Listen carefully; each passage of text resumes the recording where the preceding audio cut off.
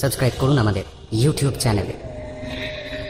শুনতে থাকুন অনিন্দিতা নাথের কাহিনী প্রজাপতির চোখ।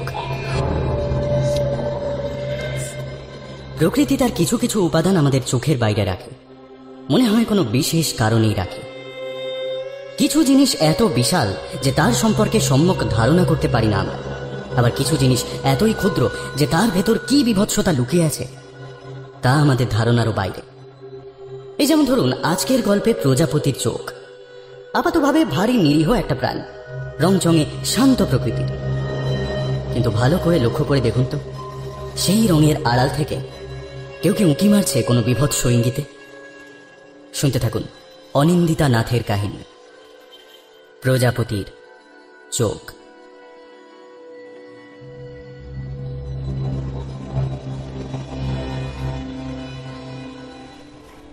মেঘলা হয়ে রয়েছে সেই সকাল থেকে।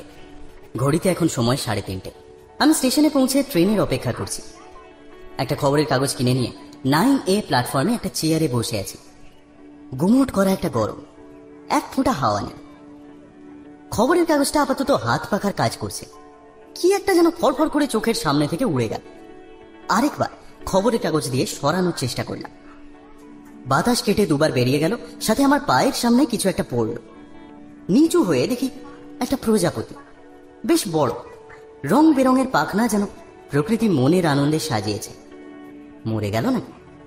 দেখার জন্য কাগজের খোঁচা দিতেই দুবার অল্প নড়ে উঠে পাখা দুটো খুলে মাটির ওপরে উঠতে চেষ্টা করল। বার কয়েকের প্রচেষ্টায় আরো একবার মাথার উপর উড়ে হাওয়ায় ভর দিয়ে চলে গেল চোখের আড়ালে। এতক্ষণ প্রজাপতি দেখতে দেখতে খেয়ালই করিনি আমার ট্রেনের সময় হয়ে গেছে, অথচ ট্রেনের দেখা নেই। এদিক ওদিক তাকিয়ে টাইম টেবিল চার্টে চোখ পড়তেই বুঝলাম ট্রেন 45 মিনিট লেট। অগত্যা আরো কিছুক্ষণ চুপচাপ বসে থাকা। আরেকবার চা পান করার কথা ভাবছি, এমন সময় পেছন থেকে একটা চেনা গলা শুনলাম। বাড়ি ফিরে যাচ্ছ? কিছু শব্দ এমন হয় যা বুকের ধুকপুক বন্ধ করে দেওয়ার জন্য যথেষ্ট। এও তেমনি শব্দ। পেছনে না ফিরেই আমি জানি এ তিতলির কণ্ঠস্বর। মুখে যথাসম্ভব হাসি ফুটিয়ে পেছন ঘুরলাম। একটা সাদা জামদানি আর লাল রঙের ব্লাউজে যেন জীবন্ত প্রজাপতি মানবী রূপে আমার চোখের সামনে ধরা দিয়েছে। মাথা নেড়ে হ্যাঁ বললাম। এ কি তুমি? তিতলি এক দৃষ্টে আমার দিকে তাকিয়ে। ওর চোখটা অসম্ভব উজ্জ্বল আর বড় দেখাচ্ছে। কাজল আর লাইনারের ছোঁয়ায় সেটা যেন আরো সপ্রতিভ হয়ে উঠেছে। তিতলি একজন নৃত্যশিল্পী এবং আমার প্রাক্তন স্ত্রী। 2 বছর আগে আমাদের ডিভোর্স হয়ে গেছে। দোষটা অবশ্যই আমার। ওকে একদম সময় দিতে পারতাম না। সন্তানহীন বিবাহিত জীবনে স্বামীর কেরিয়ারে ঝুঁকে পড়া তিতলিকে ডিপ্রেশনের কালো অন্ধকারে ঠেলে দিয়েছিল। দীর্ঘ সময় কাউন্সেলিং করার পর আবার স্বাভাবিক জীবনে ফিরতে পেরেছিল। ও ডক্টর অতনু সোম ওকে পরামর্শ দেন নাচে ফেরা, সাথে মৃত সম্পর্ক থেকে বেরিয়ে আসে। আমি কোনোটাতেই আপত্তি করি। পরে জানতে পারি অতনু আর তিতলি কোনো এক সম্পর্কে জড়িয়ে পড়েছে। তারপর আর ওকে আটকানোর কোনো মানেই হয় না। তিতলি বলল, আমি শিলিগুড়ি যাব, একটা প্রোগ্রাম আছে। ও চারপাশে চোখ বুলিয়ে অতনু বাবুকে দেখতে পেলাম না। একাই যাচ্ছ? কি জানি কি ভাবলো। তারপর আকাশের দিকে একটু তাকিয়ে উদাস হয়ে বলল, মানুষ তো একাই আসে, একাই যায়। আমরা 1000 জনের মধ্যে থেকেও একলাই থাকি সারা জীবন। ওর চোখটা চিকচিক করছে। আমি কিছু উত্তর দিতে পারলাম না। আমাদের মধ্যে এখন এক সমুদ্র নিস্তব্ধতা। সেই নিস্তব্ধ শূন্যস্থান খান খান করে ট্রেন ঢুকলো প্ল্যাটফর্ম। আমার সম্বিত ফিরতেই বললাম, আমার ট্রেন এসে গেছে, আমি আসি। তিতলি হ্যাঁ বা না কিছুই বলল না। ট্রলি ব্যাগ নিয়ে ওকে পেছনে ফেলে নিজের কোচের দিকে এগোলাম। মনে মনে বললাম, আমার মতো এই রুক্ষ শুষ্ক মরুভূমি তোমার জায়গা নয়। মুক্ত সতেজ বাতাসে উড়ে বেড়াও তুমি। পারলে আমায় ক্ষমা করে দিও। ট্রেন ছেড়ে দিয়েছে। জানলার বাইরে আমি আর তাকাতে পারিনি। জানতাম জল ভরা চোখে তিতলি তাকিয়ে থাকবে আমার দিকে। আমি চাই না ও আবার পুরনো দিনের মতো কষ্ট পাক। মাথাটা ভারী হয়ে এসেছে। এসির হাওয়া লাগতেই যেন একটু আরাম পেলাম। জানলার বাইরে তখন স্টেশন পেরিয়ে ট্রেন বালি ব্রিজের উপর চলছে। আমার ডান দিকে মা ভবতারিণীর মন্দির, নিচে গঙ্গা। আমি নাস্তিক মানুষ, তবুও আজ মাকে মনে মনে প্রার্থনা জানালাম, তিতলিকে ভালো রেখো। আরো কিছুক্ষণ ট্রেন এবারে কংক্রিটের শহর ত্যাগ করেছে।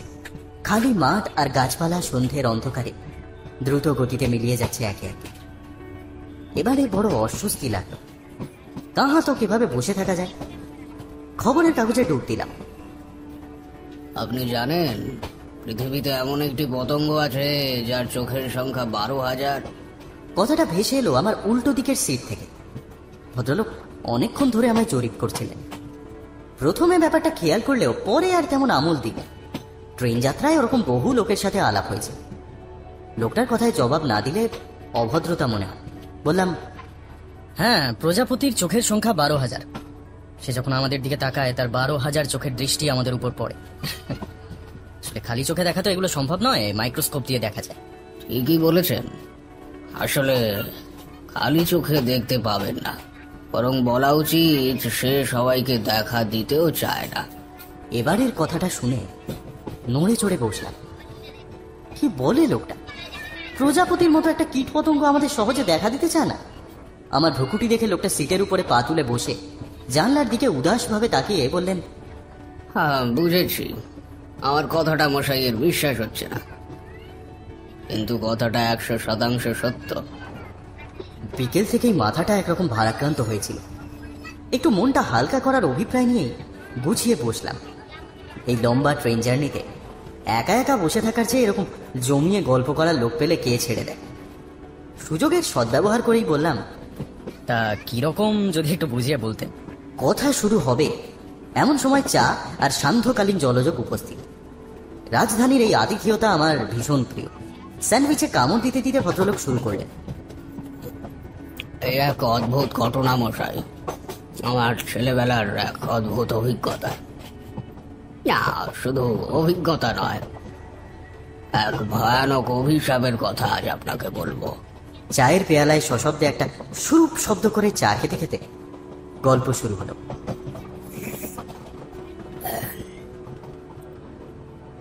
আমার নাম মলয় পাল, থাকি কালনায়। একটা প্রাথমিক বিদ্যালয়ে শিক্ষকতা করতাম, বর্তমানে রিটায়ার্ড। লোকটি ষাটোর্ধ্ব হলেও দেখলে বোঝা যায় না। উচ্চতা মাঝারি থেকে সামান্য বেশি, শরীর বেশ রোগা, গায়ের রং হলদেটে সাদা, তবে মুখটা ফ্যাকাশে ধরনের। ফুল স্লিভ শার্ট কোনোই অবধি গোটানো, তাতে শরীরের যেটুকু অংশ দেখা যাচ্ছে তাতে বোঝা যায় শরীরের জায়গায় জায়গায় লালচে আভা রয়েছে, অনেকটা মশা বা বোলতা দংশনের জন্য যেমন হয় সেই রকম। শার্টের কলারের পেছন থেকে বেরিয়ে আসা ঘাড়ের কাছে একই রকম লালচে ছোপ। দেখে মনে হচ্ছে লোকটি কোনো অ্যালার্জি বা চর্মরোগে ভুগছে। আমার চোখের দৃষ্টি অনুসরণ করেই বললেন, এই যে লাল লাল ছোপ দেখছেন, এগুলোই আমার গল্পের আসল তুরুপের তাস। সময় মতো তা দেখাবো। নবারুণপুর গ্রামের ঘটনা।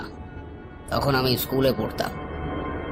গ্রামের দিকে আমাদের বিনোদন বলতে মাঠে ঘাটে খেলাধুলা। আমরা তখন স্কুল থেকে ফিরে পেটে 4টি ডাল ভাত দিয়ে সাইকেল নিয়ে দৌড়ে আসতাম আমাদের পাড়ার ঘোষের দোকানে। ঘোষের দোকান থেকে 1 টাকার মুড়ি ছোলা কিনে আবার সাইকেলে প্যাডেল মেরে পৌঁছতাম জগাই চণ্ডীতলার বিশু ভট্টাচার্যের কাছে। বাড়ির লোকে ভাবতো মাঠে খেলতে গেছে। গ্রামের মানুষের এখনকার শহুরে মানুষদের মতো এত সময় থাকতো না যে সর্বক্ষণ বাড়ির ছোট বড় বাচ্চাদের তদারকি করবে। আমরাও সেই সুযোগ নিয়ে ওই ঘন্টা 4 বিশু কাকার সাথে আড্ডা মেরে আসতাম। গল্প শুরু করবার আগে বিশু কাকার সম্পর্কে কয়েকটা কথা বলে নেওয়া ভালো। বিশু ভট্টাচার্যকে আমরা কাকা বলেই ডাকতাম। মানুষটা গ্রামে কবে থেকে আসে তা বোধহয় নিজেই ভুলে গেছেন। আমার বাবাও ওনাকে ওইভাবেই দেখেছেন বহু যুগ ধরে। গ্রামে ওনার সাথে বেশি কেউ কথা বলে না, সবাই এড়িয়ে চলে। বাবার মুখে শুনেছি বিশু ভট্টাচার্য নাকি এককালে তান্ত্রিক ছিলেন। গ্রামের বাইরে শ্মশানে শ্মশানে রাত কাটাতেন। গ্রামের লোক মরা পোড়াতে গিয়ে তাকে বহুবার দেখেছেন পচা গলা লাশের ওপর সাধনা করতে। কখনো আবার ভয়ে শ্মশান থেকে ছুটে পালিয়ে গ্রামে ঢুকে আসতেন। বাবার মুখে শোনা বহুকাল আগে বিশু কাকার সব সাধনা করবার সময় পুলিশ ঘটনাস্থলে উপস্থিত হয়ে তাকে গ্রেপ্তার করে। তা আপনি জানেন সব সাধনা কি হয়? আমি মাথা নেড়ে না বললাম। মলয়বাবু চারিদিকে তাকিয়ে নিচু স্বরে বললেন, একটি তান্ত্রিক গুহ্যক্রিয়া। এই সাধনায় সফল হলে সাধকের অনেক শক্তি থাকে, এমন অনেক অসাধ্য সাধন করতে পারেন যা সাধারণ মানুষের পক্ষে সম্ভব নয়। আচ্ছা, তারপর? হ্যাঁ, তো বিশু কাকা সেই সাধনা করতে গিয়ে পুলিশের হাতে ধরা পড়েন। ওর বিরুদ্ধে অভিযোগ ছিল উনি মঠ থেকে লাশ চুরি করে নিয়ে এসেছিলেন। সেই কেসে বেশ কয়েক বছর জেল খেটে তারপর আবার গ্রামে ফিরে আসেন। গ্রামে ফেরার পর আর ওকে এসব সাধনা করতে কেউ দেখেনি।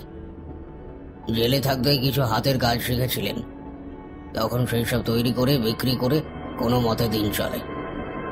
মাটির হাঁড়ি, কলসি, ফুলের টব এসব নিয়ে জটাইচণ্ডীর বটতলায় সারাদিন বসে থাকেন। পথ চলতি লোকেরা সামান্য পয়সা দিয়ে এটা সেটা কিনে নেয়, তা দিয়ে কোনো মতে দিন চালান বিশু কাকা। বিশু কাকার সবচেয়ে অদ্ভুত বিষয় ছিল ওনার পোষ্য ছিল প্রজাপতি। আমি আঁতকে উঠে বললাম, কি প্রজাপতি আর পোষ্য? আজ সকাল থেকেই প্রজাপতি বিষয়টা বারবার আমার সামনে আসছে, ভারী অদ্ভুত। মলয়বাবু খানিকক্ষণ চুপ করে বোতল থেকে জলপান করে গলা ভিজিয়ে নিয়ে গলার স্বরটা একটু খাদে নামিয়ে নিয়ে বললেন, হ্যাঁ মশাই, তবে আর বলছি কি, আর একটা দুটো নয়, গোটা 50 প্রজাপতি সর্বক্ষণ কাকার আশেপাশে ঘুরত। আমরা মজা করে বলতাম, কাকা তোমার বিয়ের সময় হয়েছে। কথাটা যখনই শুনতো কাকা রুদ্ধ দৃষ্টিতে তাকিয়ে দেখত। আমরা সে দৃষ্টির মর্মোদ্ধার করতে পারতাম না। তখনও বুঝিনি ওই প্রজাপতিরা কত বড় অভিশাপ বয়ে আনতে চলেছে। অভিশাপ? মলয়বাবু একটা দীর্ঘশ্বাস ফেলে, কেন সেটা তখনও বুঝিনি। গল্পটা মন দিয়ে শুনুন, তাহলেই বুঝবেন। তো সেই জটাইচণ্ডীর তলা বলতে একটা প্রাচীন বট গাছের গোড়া সিমেন্ট দিয়ে বাঁধানো। সেই বটের তলায় আগে মঙ্গলচণ্ডীর পুজো হতো। গ্রামের জমিদার বাড়ির মেয়েরা সবাই পুজো দিতে আসতো। একবার সেই পুজোর দিনে বাজ পড়ে গাছটায় আগুন লাগে। জমিদারের মেজ মেয়ে সেই দুর্ঘটনায় মারা যায়। সেই গাছটার ডালপালা পুড়ে গেলেও প্রকাণ্ড কাণ্ডটা একইভাবে ধূসর হয়ে দাঁড়িয়ে থাকে। ধীরে ধীরে সেই গাছের আশেপাশে লোকের ভিড় কমতে শুরু করে। শেষে জমিদার মঙ্গলচণ্ডীর নতুন মন্দির প্রতিষ্ঠা করেন গ্রামের ভিতরে। ধীরে ধীরে জটাইচণ্ডীর থান লোকশূন্য হয়ে পড়ে। জেল থেকে ফিরে ওই জটাইচণ্ডীর তলায় বিশু কাকা নিজের বসরা সাজিয়ে বসেন। ওখানেই রাতে ঘুমন। শুকনো ডালপালা দিয়ে মাথার উপর একটা ছাউনি করা আছে বৃষ্টির হাত থেকে বাঁচবার জন্য। সেই ছাউনির মধ্যে বসে থাকেন বিশু কাকা, ফুক ফুক করে বিড়ি টানেন আর কালো দাঁতগুলো বের করে হাসতে থাকেন। গ্রামের সবাই বলে বিশু কাকা ফেরার পর ওই গাছে আবার নতুন পাতা আসে। এখন গাছটা পুরোপুরি সজীব, সবুজ পাতায় ভরা। তবে অদ্ভুত জিনিস, ওই গাছে কোনো পাখি বসতো না। সেদিন আমরা সবাই পড়ন্ত বিকেলের আলোয় জটাইচণ্ডীর থানে বিশু কাকাকে ঘিরে বসেছি। বিশু কাকা আমাদের দেখেও অগ্রাহ্য করে মনের আনন্দে বেড়িতে সুখ টান দিচ্ছে।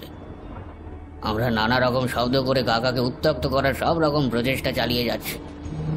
কিছুক্ষণ বাদে জ্বলন্ত বিড়ির শেষ অংশটা আমাদের দিকে ছুঁড়ে মারে। ধনাইয়ের পায়ের কাছে পড়ে সেটা। ধনাই দনমনো করে যেই ওটা তুলতে যাবে এমন সময় বিশু কাকা চিৎকার করে ওঠে, হতভাগার দল! বাপ মা স্কুলে পাঠায় পড়ালেখার জন্য, আর তোরা বিড়ি কুড়িয়ে খাচ্ছিস! দূর হয় এখান থেকে! আমরা সবাই ধনার দিকে কটমট করে তাকিয়ে আমতা আমতা করে বলি, আরে আরে কাকা, ও বুঝতে পারেনি, ভেবেছে তোমার হাত থেকে পড়ে গেছে তাই। থাক থাক, আর কথা ঘুরিয়ে কাজ নেই। তাজ কি নান্দায়? আজ আর কোনো গল্প বলছি না। তোদের জ্বালায় শান্তিতে থাকবার জন্যই দেখছি। আমরা আর কিছু বলবার সাহস পেলাম না। শুকনো মুখে জটাইচণ্ডীর চারিপাশে অবিন্যস্তভাবে ঘুরছি। খানিকক্ষণ আমাদের দেখে বিশু কাকা বললেন, তোরা গল্প না শুনে যাবি না তো? আচ্ছা, আজ যা বলবো তারপর থেকে আর কিছু শুনতে চাইবি না, কিন্তু না না না করো কিন্তু নয় কাকা, জমিয়ে গল্প শোনাও তো। গল্প কথাটা শুনে কাকা যেন কেমন মিয়ে গেলেন। আর একবার বললেন সেই সাবধান বাণী। আমরা জানি এটা ফাঁকা আওয়াজ। বিশু কাকা শুরুর দিকে প্রায়ই এগুলো বলে থাকেন। আমরা 5 জন এক জায়গায় হলাম। বিশু কাকা চোখ বুঝে শুরু করলেন। সে অনেক বছর আগের কথা, বুঝলে কিনা? বিশু কাকা বিড়িতে একটা ছুচলো সুখ টান দিয়ে আমাদের দিকে আর চোখে তাকালো।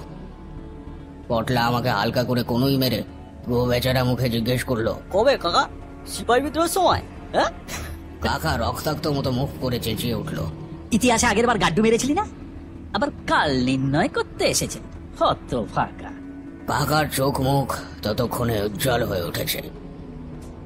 হাত পোড়া বিড়িটা পিছনের দিকে ছুঁড়ে ফেলে পিঠের ওপর চাদরটা ভালো করে টেনে নিয়ে বসলো। ওই একটা চাদর যে শেষ কবে ধুয়েছিল তার ঠিকানা নেই। আমরা যতদিন দেখছি সর্বক্ষণ ওই চাদরে নিজেকে আচ্ছাদিত করে রাখে কাকা। আবার খানিক গলা খাকারি দিয়ে শুরু করলো, তখন বয়স কম, বুঝলি। একবার মেলায় এক সাধু আসেন, কি সব দেন, জল পড়া, তেল পড়া, সবাই নিয়ে যায়, আর খুব ভিড় ওকে ঘিরে। দিনের বেলা ওই মেলা প্রাঙ্গণে গিয়ে দেখি সাধু বসে বসে ভাত রাঁধছে। আমি বললাম, আমি তোমার শিষ্য হতে চাই। সাধু আমার চোখের দিকে তাকিয়ে গুরুগম্ভীর স্বরে বললেন, তুই যাকে খুঁজছিস সে আমি নই। কলিজায় জোর থাকে তো একবার তার দেখা তুই পাবি, কিন্তু ভয় পেলে সাড়ে সর্বনাশ হবে। দাঁতে দাঁত চেপে লড়ে যা, গুরু ঠিক তোকে খুঁজে নেবে, তোর খোঁজার দরকার নেই। সেই সময় গুরুর খোঁজে বাড়ি থেকে পালিয়েছিলাম। এই শ্মশানে ঘুরে বেড়াই, কিন্তু কেউ মন মতো হয় না। অনেক সাধু সন্ন্যাসীদের সাথে ঘুরেছি, প্রায়শই দেখা গেছে তারা ভণ্ড আর নয় নিম্নমানের সাধু। আমার প্রয়োজন ছিল এমন একজনের যার থেকে আমি উচ্চ মার্গের সাধনা শিখতে পারি। অনেক সময় এভাবেই চলতে থাকে, কাজের কাজ কিছু হয় না। এমন সময় খবর পেলাম সিপাহীগঞ্জের শ্মশানে 1 মাস যাবৎ এক সাধিকা উপস্থিত হয়েছেন। লোক মুখে শুনলাম তিনি সব সাধনায় সিদ্ধি লাভ করেছেন। মেলার সেই সাধুর কথা মনে পড়ল। ভাবলাম এতদিন পর নিজের মনের মতো কাউকে ভগবান জুটিয়ে দিয়েছেন। এই ভেবে পৌঁছলাম সেই শ্মশানে। দুপুরবেলা বেরিয়ে গেলেই ভালো করতাম সেই দিকে, কিন্তু সেটা না করে ওই এদিক ওদিক ঘুরে আমতলা পেরিয়ে যখন সিপাহীগঞ্জ গ্রামে পৌঁছলাম, বিকেল গড়িয়ে তখন সন্ধে নাব্য করছে। গ্রামটা অসম্ভব নিস্তব্ধ, ধারে কাছে কোনো জনমানব চোখে পড়ল না। আরেকটু এগিয়ে গেলাম, কাউকে দেখতে পেলে জিজ্ঞেস করবো শ্মশানটা কোন দিকে। একটু এগিয়ে গিয়ে দেখতে পেলাম একটা দোকান, জনা 3-4 লোক সেখানে বসে চা খাচ্ছে। অনেকটা হাঁটা পথ, বেশ ক্লান্তিও লাগছে। তা দোকানের কাছে 1 কাপ চায়ের জন্য বলে একটা ফাঁকা বেঞ্চিতে বসলাম। আমার পরনের পোশাক দেখে একজন জিজ্ঞাসা করলেন, আপনি জ্যোতিষ নাকি? মাথা ডানে বামে ঘুরিয়ে না বললাম। সামনের ব্যক্তি একটু নিরুৎসাহিতই হয়ে পড়লেন মনে হয়। ততদিনে একটু আধটু হাত দেখে ভূত ভবিষ্যৎ বোঝার ক্ষমতা অর্জন করেছিলাম, কিন্তু এখন সেই বিদ্যা প্রয়োগের সময় নয়। চা শেষ করে দোকানিকে পয়সা দিয়ে ওঠার সময় জিজ্ঞেস করলাম, আচ্ছা সিপাহীগঞ্জের শ্মশান কোন দিকে, মানে ভৈরবী মা কোন দিকে থাকেন? চায়ের দোকানের ভদ্রলোক অবাক চোখে তাকালেন আমার দিকে, তারপর বললেন, ভৈরবী মায়ের কাছে যাবেন? মাথা নাড়লাম আমি। সন্ধেবেলায় তার ধারে কাছে যাওয়া যায় না, ভয়ে কেউ ওদিকে মরা পোড়াতে যায় না। উত্তরে শ্মশানে ভিড় জমে, আর দক্ষিণ দিক পরিত্যক্ত। দিন না হওয়া অব্দি সেই জায়গার একটা পাতাও নড়ে না। চারদিকে যেন একটা অদৃশ্য কারাগার। নিশ্ছিদ্র অন্ধকারে একা মরার উপর বসে সাধনা করেন। লোকে বলে তার একটা পোষা পিশাচ আছে, রাতে সেই মাকে পাহারা দেয়। তার আগে ওকে দেখতে যাবেন না। কথাগুলো বলে মাথায় হাত ঠেকালেন সেই ভদ্রলোক। হঠাৎ কানে এসে বাজলো শঙ্খধ্বনি। সন্ধে হয়েছে, এবার রাতও নেমে আসবে ছপ করে। আমি বেশি দেরি করতে চাইলাম না। লোকটাকে বললাম, আমি সাধন মার্গের জন্য ভৈরবী মাকে খুঁজছি, দীক্ষা নেব, তাই এতটা পথ হেঁটে এসেছি, একটু যদি রাস্তাটা দেখিয়ে দেন। লোকটা গম্ভীর গলায় দিক নির্দেশ করে দিল, কিন্তু কানের কাছে কেউ যেন ফিসফিস করে বলল, সাবধান। শ্মশানে ঢুকে দক্ষিণ দিকে এগোতে গিয়ে একটা বড় ঝিল চোখে পড়ল। একটু এগোতেই একজন বয়স্ক লোক আমার পথ আগলে দাঁড়ায়। ভৈরবী মায়ের দর্শনের জন্য এসছি শুনে মুখটা কেমন শক্ত হয়ে গেল তার। লোকটা বললেন, রাত শেষ না হলে ওর সঙ্গে দেখা করার কথা ভাববেন না। এখন চলে যান, কাল সকালে আসবেন। লোকটার ভাব গতিক আমার ঠিক ভালো ঠেকলো না। ওইখান থেকে সরে গেলাম, ঠিক করি কোনো পেছনের পথে ভৈরবী মায়ের কাছে পৌঁছবো।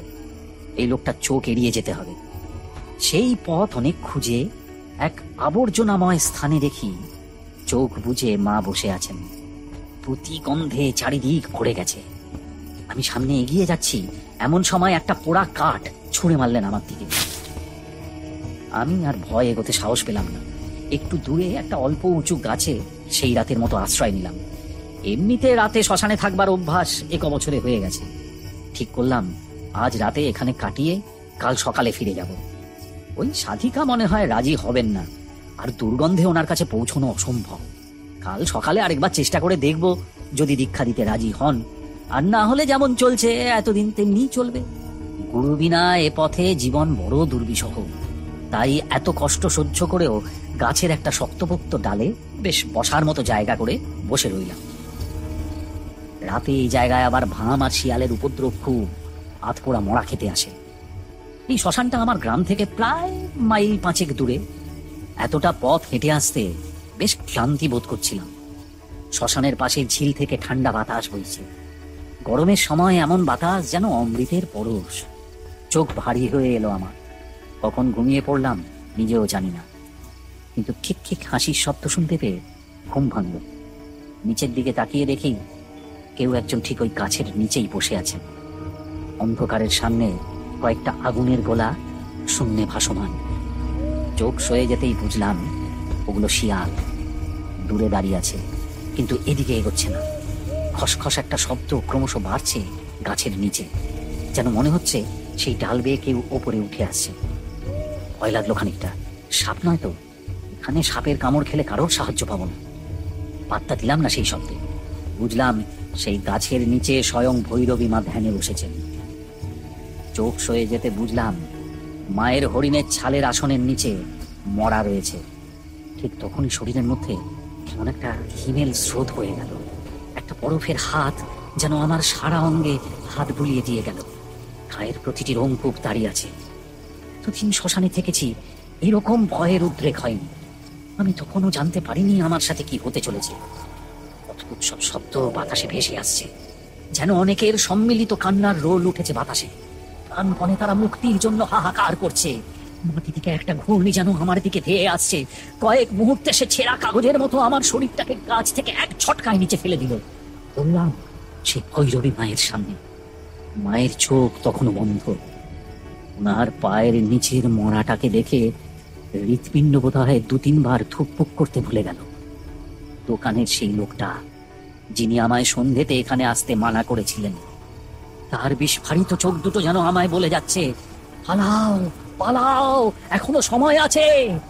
আমার সমস্ত আত্মবিশ্বাস কিছুক্ষণের মধ্যেই ভেঙে চুরমার হয়ে গিয়েছে। সাপের মতো হিসিস শব্দ করে ভৈরবী চোখ খুলে আমার দিকে তাকিয়ে। কি ভয়ানক সেই দৃষ্টি! একটু পরে বুঝলাম কিছু একটা অস্বাভাবিকতা আছে সেই দৃষ্টিতে। সেই ভৈরবীর মুখে কিছু নেই, শুধুই চোখ। একটা দুটো নয়, সহস্র চোখ একসাথে আমার দিকে তাকিয়ে। আর কিছু না ভেবেই পালালাম সেখান থেকে। কিভাবে দৌড়ে এসেছি তা নিজেও জানি না। সামনে একটা রাস্তা দেখতে পেলাম। সেই রাস্তায় উঠে একটু দাঁড়িয়েছি। সাথে সাথে কাঁধের কাছে একটা ধারালো কিছু স্পর্শ যেন অনুভব করলাম। চকিতে ঘাড় গোড়ালাম। চাপ চাপ আতঙ্ক যেন আমার পিঠের ওপর ভর করে বসেছে। শরীরটা অসম্ভব ভারী বোধ হলো। ধীরে ধীরে চোখের সামনে সব কিছুকে অন্ধকার করে দিল। দেখলাম একটা নিষ্কালো হাত আমার ঘাড়ের ওপর এসে পড়েছে। হাতটার মালিককে দেখার জন্য মাথা ঘোরাতেই চোখের সামনে ভেসে উঠল একজন নারী মূর্তি। সে নগ্ন, আর সারা গায়ে অজস্র চোখ, জ্বলন্ত চোখ। আমার দিকে তাকিয়ে জিঘাংসা ভরা কণ্ঠে বলে ওঠেন, বারণ করেছিলাম, তাও শুনবে। রাতে এখানে কাউকে আসতে দিও। তুই গুরুর জন্য উন্মত্ত হয়ে গেছিস। তোকে বলেছিল না যে গুরু এমনি এমনি লাগে না, তাহলে বুঝতে থাকতে হবে। ভয় যেখানে আছে সেখানে মুক্তির স্থান নেই। আর তুই পালিয়ে বাঁচতে পেরেছিস। এই অভিশাপ নিজেই নিজের শরীর বুঝে নেবে। আমার থেকে তুই, তোর থেকে আরো। এই অভিশাপ যে বা যারা জানবে তাদের মধ্যে থেকে বেছে নিতে তার পরের এর থেকে তোর মুক্তি নেই, পালাতে পারবি না তুই, তোর মুক্তি নেই, নেই তোর মুক্তি। দেখলাম তার ঠোঁটের ফাঁক থেকে বেরিয়ে আসছে দুটো কালো সুর, হা করা মুখের ভেতর একটা কালো বৃহৎ প্রজাপতি। প্রথমে বাদুর জাতীয় কিছু ভেবেছিলাম, কিন্তু ওই মুখের ভেতর থেকে যখন শত সহস্র কালো কীটেরা বেরিয়ে আসলো, তখন আমার ইন্দ্রিয় জ্ঞান লোপ পাচ্ছে। চোখ বন্ধ করার আগের মুহূর্তে দেখলাম সেই ভৈরবীর পিঠের ওপর দুটো কালো রঙের পাখা। বাতাসে ভেসে উড়ে গেলেন সিপাহীগঞ্জের আতঙ্ক।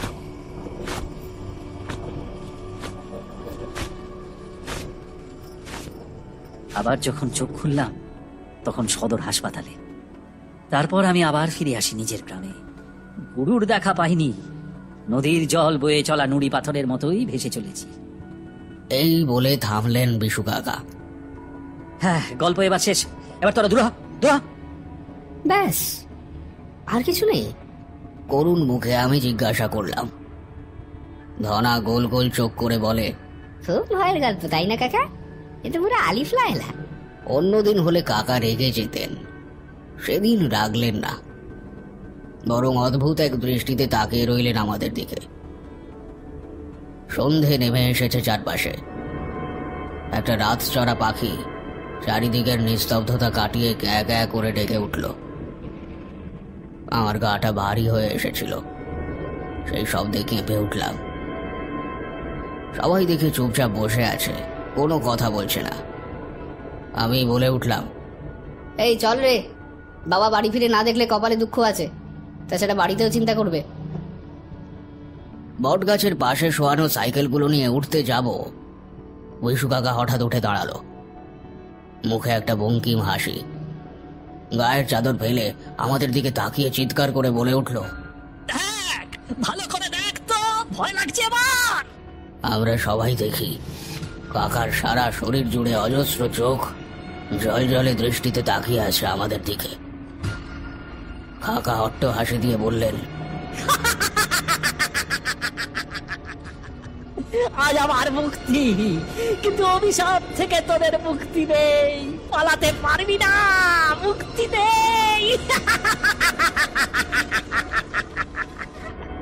পড়িমড়ি করে সাইকেল চালিয়ে পালিয়ে এসেছিলাম সেই সন্ধ্যাতে। সেই রাতে আর ঘুম আসেনি, বাড়িতে জানাতেও সাহস পায়নি কেউ। মাস কয়েক আর জটাইচণ্ডীর দিকে যায়নি। তবে লোকমুখে জানতে পেরেছিলাম, সেই দিনের পর থেকে বিশু কাকাকে ওইখানে আর কেউ দেখতে পায়নি। সেই খবর শুনে একা একা একদিন সাইকেল নিয়ে গেলাম জটাইচণ্ডীর দিকে। বিশু কাকা যেখানে বসে থাকতো সেই জায়গাটা একেবারে খালি। বুকটা কেমন টনটন করে উঠল, গাছের পাতাগুলো কেমন যেন শুকিয়ে গেছে। বটের বুড়ির দিকে একটু এগোতেই পায়ের নিচে দেখি কি একটা যেন চাপা পড়ে আছে। তাড়াতাড়ি পা সরিয়ে সেদিকে নজর দিতে গিয়ে দেখি একটা প্রজাপতি, আকারে অন্য প্রজাপতির থেকে বেশ বড়, মিশমিশে কালো রঙের দুটো পাখা। হাতে তুলে নিতেই কয়েকবার ছটফট করে একেবারে নিস্তেজ হয়ে গেল। সেই দিনের গল্পের কথা মনে করে ভয় যে একেবারে পাইনি তা অস্বীকার করতে পারি না। প্রজাপতিটা ফেলে দিয়ে আসছিলাম, কিন্তু কি মনে হলো আমি সেই বটগাছের মাটি খুঁড়ে চাপা দিয়ে চলে আসি। তারপর কালের নিয়মে ধীরে ধীরে সব ভুলে যাই, কিন্তু আমাদের অতীত আমাদের ছেড়ে দেয় না। অভিশাপ ফিরে ফিরে আসে। মাসখানেক আগে আমারই বাগানে একটা গাছ শুকিয়ে যাচ্ছে দেখে আমি সেটার গোড়া থেকে তুলে আনতে গিয়ে দেখি নিচে একটা গাছের বয়ামে ভরা একটা প্রজাপতি, সেই রকম কালো, আর পাখনাগুলো আকারে বেশ বড়। অতীতের একটা বন্ধ দরজা যেন কেউ খুলে দিল এতদিন বাদে। এক লহমায় জটাইচণ্ডীর বিশু কাকার কথা মনে পড়ে গেল। মাটির অত নিচে কে সেই প্রজাপতিটাকে চাপা দিয়েছে জানি না, কারণ আমার বাড়িতে আমি ছাড়া আর কেউ ঢোকে না। বয়ামের ঢাকনা খুলতেই খুব অদ্ভুত ভাবে প্রজাপতিটা পাখা মেলে উড়ে আমার মাথার চারদিকে উঠতে লাগলো। তারপর থপ করে মাটিতে পড়ে নিস্তেজ হয়ে গেল। আবার সেই প্রজাপতিকে মাটি চাপা দিয়ে ঘরে ফিরে এলাম। সারা শরীরে তখনই একটা অস্বস্তি হচ্ছিল, কিন্তু ব্যাপারটা বুঝিনি তখনও। সারা শরীরে একটা জ্বলুনি অনুভব করলাম। ঘরে এসে জামা খুলে দেখি সারা শরীরে ফুটে উঠেছে হাজার হাজার চোখ। কে জানে, বললে হয়তো 12,000-ই হবে। মলয়বাবু থামলেন। আমি অনেকক্ষণ গাঁজাখুরি গল্প শুনে প্রায় পাগল হওয়ার জোগাড়, কিন্তু সেটা বুঝতে না দিয়েই বললাম, দেখুন মলয়বাবু, আমি পেশায় একজন ডাক্তার। যদিও মনের ডাক্তার নই, তবুও আপনার কথা শুনে আমার যা মনে হচ্ছে ছোটবেলার কোনো ভয়ের প্রভাব আপনার অবচেতন মনে রয়ে গেছে। আর তা থেকেই আপনার মনে হচ্ছে আপনার শরীরে প্রজাপতির চোখ ফুটে উঠেছে। আসলে ভালো করে ডাক্তার দেখালে হয়তো দেখবেন আপনি কোনো ইনফেকশন বা অ্যালার্জির সমস্যায় ভুগছেন। সত্যি বলতে এই ভয়টা একটা মানসিক রোগ। আপনার যে সমস্যা হচ্ছে ডাক্তারি ভাষায় তার নাম লেপিডোপ্টেরিওফোবিয়া, অর্থাৎ মথ বা প্রজাপতির ভয়। ওষুধ খান আর নিয়মিত কাউন্সেলিং করলে সব সেরে যাবে, চিন্তা করবেন না। একজন স্কিন স্পেশালিস্টকেও দেখানো প্রয়োজন। আপনার সারা গায়ে লাল লাল ছোপ সম্ভবত কোনো অ্যালার্জি বা অন্য কোনো রোগ। প্রজাপতির চোখ কি মানুষের শরীরে ফুটে ওঠা সম্ভব? মলয়বাবুর আমার কথাগুলো সম্ভবত পছন্দ হলো না। আসলে এ ধরনের রোগীদের এটা সমস্যা, তারা মানতে চায় না তাদের সমস্যার কথা। সারা রাস্তা আর একটা কথাও বললেন না। আমি চুপচাপ বসে থেকে থেকে অবশেষে নৈশ ভোজন সেরে নিজের বাড়িতে শুয়ে পড়লাম। একটা বিষয়ে বড় অস্বস্তি বোধ করছি। লোকটা একটা অদ্ভুত দৃষ্টিতে আমার দিকে তাকিয়ে আছে। কি যেন একটা ছিল সেই চোখের ভাষা, যেন কিছুটা উপহাস, কিছুটা করুণা। এইসব ভাবতে ভাবতে ঘুম এসে গেল। মাঝরাতে ঘুমটা ভেঙে গেল। মায়াবী কমলা আলোয় ট্রেনের কূপটা ভরে উঠেছে। ঘুম চোখে জানলার দিকে তাকিয়ে দেখলাম ট্রেন থেমেছে একটা স্টেশন। হাত ঘড়ি বলছে রাত 2টো। পাশের সিটে মলয়বাবুর দিকে তাকিয়ে দেখি লোকটা এখনো সেই একইভাবে আমার দিকে তাকিয়ে বসে আছে। মাথাটা হঠাৎ গরম হয়ে গেল। তাড়াতাড়ি উঠে বসতে যাব, উনি হিসে হিসে কণ্ঠে বলে উঠলেন, আজ আমার মুক্তি, কিন্তু এই অভিশাপ থেকে আপনার মুক্তি নেই। পালাতে পারবেন না। মুক্তি নেই, মুক্তি নেই। কথাটা বলেই নিজের লাগেজ নিয়ে উঠে গেলেন দরজার দিকে। বুঝলাম উনি এই স্টেশনে নামবেন, তাই ঘুমান। আর আমায় ভয় দেখানোর সুযোগটাও হাতছাড়া করেন। বিরক্তির সঙ্গে দরজার দিকে তাকিয়ে রয়েছি। মলয়বাবু এসি কূপের দরজা খুলে বেরিয়ে যাচ্ছেন। এমন সময় পেছনের দিকে তাকিয়ে চাপা গলায় বললেন, স্যার, আমাকে আপনি বিশ্বাস করতে পারলেন না, তবে সে দায় আমার নয়। সে নিজের অস্তিত্বকে প্রমাণ করতে আপনাকে বিশ্বাস করিয়েই ছাড়বে। সেই রাতে আর ঘুম এলো না। পরদিন ট্রেন গন্তব্যে পৌঁছালো নির্দিষ্ট সময়। রাতে ঘুম না আসার ফলে শরীরটা ম্যাজ ম্যাজ করছে, মাথা ধরেছে, সাথে গা বমি বমিও করছে। বুঝতে পারলাম কালকের রাতের মানসিক ধকলটা শরীর নিতে পারে। স্টেশন থেকে বাড়ি পৌঁছাতে আরো ঘন্টাখানেক লেগে যায় গাড়িতে। বাড়ি ফিরে ইজি চেয়ারে শরীরটা এলিয়ে দিলাম। খানিকক্ষণ বিশ্রামের পর শরীরটা একটু ভালো লাগলো। মাথা ব্যথাটা এখনো পুরোপুরি কমেনি। বুঝলাম একটা সিগারেটের প্রয়োজন। ঘড়ির ছোট কাঁটাটা একটার ঘরে ঢুকছে। সিগারেট ধরিয়ে বাগানের দিকে এগোলাম। বাগানে বনসাই গাছটার নিচে কিছু একটা পায়ের নিচে চাপা পড়ল। পায়ের নিচে পড়ে আছে একটা কালো বড় প্রজাপতি। মনে মনে আফসোস হলো, যা ভুল করে চাপা পড়ে মারা গেল প্রজাপতিটা। অবচেতন মনে একটা আশঙ্কার মেঘ দেখা দিলেও বিজ্ঞান মনস্ক মন সেই আশঙ্কাকে ঘনীভূত হতে দিল না। একটা খচখচানি মনের মধ্যে থেকেই গেল। চাকরকে ডেকে বললাম, রামদিন, ইসকো সাফ কর দেনা, বলে ঘরে ফিরলাম। মনের অস্বস্তি ততক্ষণে সারা শরীরে ছড়িয়ে পড়েছে। অসহ্য জ্বালা শুরু হয়েছে। রন্ধ্রে রন্ধ্রে যেন আগুন বয়ে যাচ্ছে। এক ঝটকায় জামা খুলে দিয়ে দেখলাম সারা শরীরে ফুটে উঠেছে অজস্র চোখ।